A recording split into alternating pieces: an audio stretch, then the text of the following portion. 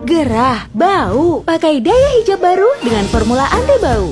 Sekali kucek, bersihkan kotoran, bunuh kuman, dan bakteri. Hilangkan bau apek dan keringat, wangi fresh seharian. Jemur nggak ada matahari, nggak apa. Daya hijab, wangi fresh seharian.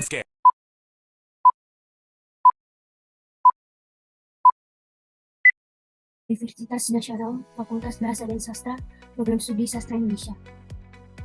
Di sini saya akan menjelaskan hasil di sini saya akan mempresentasikan hasil penelitian saya dengan judul Analisis Wacana Kritis terhadap Representasi Gender dalam Iklan Produk Rumah Tangga di Media Sosial Indonesia. Yang pertama, pendahuluan. Media sosial telah mengubah lanskap periklan produk rumah tangga di Indonesia secara fundamental dengan 191,4 juta pengguna aktif pada 2023. Platform digital ini tidak sekedar medium pemasaran, melainkan ruang kompleks di mana konstruksi sosial gender terus-menerus diproduksi dan direproduksi. Representasi gender dalam iklan produk rumah tangga menjadi fenomena yang sangat signifikan, di mana iklan tidak lagi sekadar alat promosi, tetapi instrumen kuasa yang membentuk persepsi masyarakat tentang peran dan identitas gender.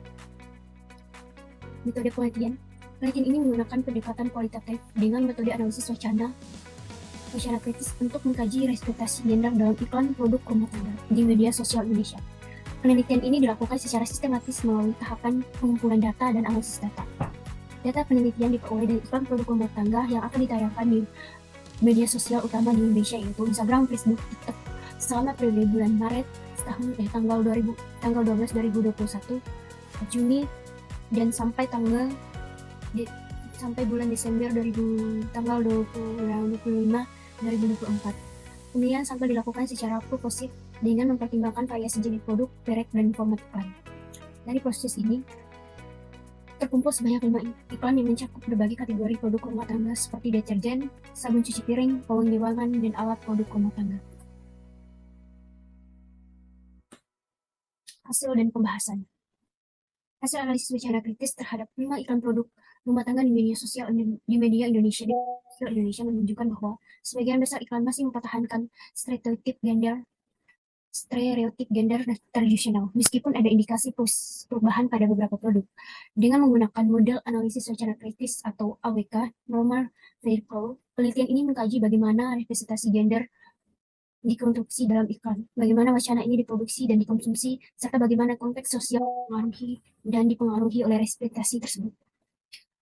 Adapun 3 dimensi dari penelitian Normal Vote, yaitu dimensi teks, analisis linguistik, visual dan multimodal. Pada tingkat teks, iklan yang dianalisis memiliki pola bahasa, visual, dan multimodal yang memperlihatkan konstruksi gender. Dimensi praktik diskursif, produksi, distribusi, dan konsumsi teks. 1. Produksi teks. Dalam proses produksi teks, mayoritas iklan masih mempertahankan pendekatan pemasaran berbasis gender, terutama dalam kategori produk pembersih rumah tangga. Iklan deterjen, daya, sabun cuci piring, ekonomi, dan mesin cuci Toshiba menampilkan perempuan sebagai pengguna utama yang memperkuat stereotip bahwa pekerja domestik adalah bagian dari tanggung jawab perempuan.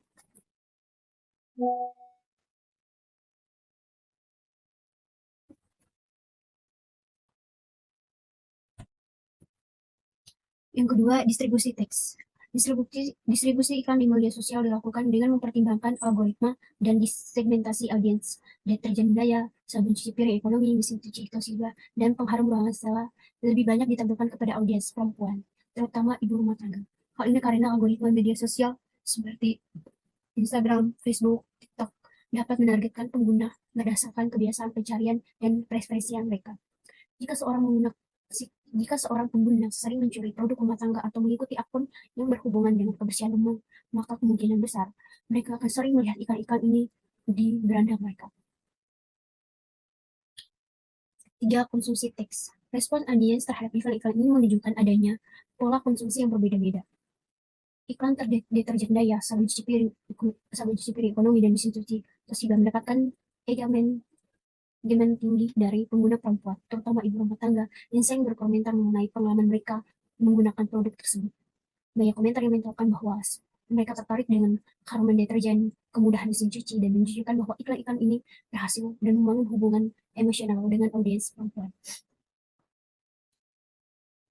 Berikut C. Dimensi praktik sosial budaya, konteks sosial dan industri periklanan. 1. Konteks sosial. Representasi gender dalam iklan produk rumah tangga di media sosial Indonesia tidak terlepas dari norma sosial yang masih kuat dalam masyarakat secara historik. Perempuan Indonesia telah sering dikaitkan dengan peran di ranah publik. Konsep ini didukung oleh nilai-nilai budaya dan religius yang masih dominan dalam kehidupan sehari-hari. Di sisi lain, iklan vakum cleaner Eden Life mencerminkan adanya upaya untuk beradaptasi dengan perubahan sosial ini. Dengan menampilkan model laki-laki yang peran domestik, di iklan ini memberikan gambaran bahwa pekerjaan rumah tangga bukan hanya tanggung jawab perempuan, tetapi laki-laki juga bertanggung jawab dalam mengerjakannya juga. Industri periklanan. Meskipun adanya perubahan dalam persepsi sosial tentang peran gender industri periklanan di Indonesia, masih cenderung mempertahankan strategi pemasaran berbasis gender tradisional. Hal ini disebabkan oleh beberapa faktor, salah satunya adalah asumsi bahwa perempuan merupakan pembeli utama produk rumah tangga. Banyak perusahaan masih beranggapan bahwa menampilkan perempuan di peran domestik akan lebih efektif dan menjangkau target pasar mereka. Untuk mendorong transformasi yang lebih positif dalam industri periklanan, beberapa langkah yang dapat dilakukan adalah: yang pertama, mendorong representasi laki-laki aktivitas domestik agar pekerjaan rumah tangga tidak lagi hanya diasosiasikan dengan perempuan. 2. Mengurangi penggunaan diksi yang mengasosiasikan produk rumah tangga hanya dengan perempuan, seperti mengganti frasa ibu pintar dengan keluarga pintar dalam pemesan produk pembersih rumah tangga. 3. Menyesuaikan strategi pemasaran dengan perubahan sosial yang inklusif dengan menargetkan audiens yang lebih beragam. 4. Meningkatkan literasi media sosial bagi masyarakat agar konsumen dapat lebih kritis dan verifikasi sensitif gender dan iklan yang menuntut perubahan yang lebih adil. Yang berikut simpulan. Berdasarkan analisis secara kritis terhadap 5 iklan produk rumah tangga di media sosial Indonesia, dapat disimpulkan bahwa representasi gender masih didominasi oleh stereotip tradisional yang menempatkan perempuan sebagai penanggung jawab utama pekerja domestik. Hal ini terlihat dari penggunaan bahasa visual dan elemen multimodal dalam iklan deterjen, sabun cuci piring, mesin cuci, dan ekspresi menargetkan perempuan sebagai konsumen utama. Meskipun demikian, terdapat indikasi perubahan yang tercermin di dalam beberapa iklan seperti vacuum cleaner yang mulai menampilkan figur laki-laki dan pengharum ruangan yang menggunakan pendekatan netral gender. Pergeseran ini menunjukkan adanya kesadaran industri periklanan terhadap tuntunan representasi gender yang lebih inklusif meski masih terbatas pada kategori produk tertentu. Temuan ini transformasi dalam industri periklanan untuk menciptakan konten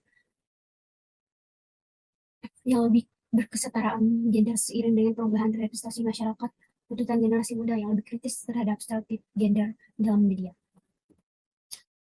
Terima kasih. Sekian dari presentasi saya. Mohon maaf apabila ada kata kalimat yang salah. Mohon dimaafkan.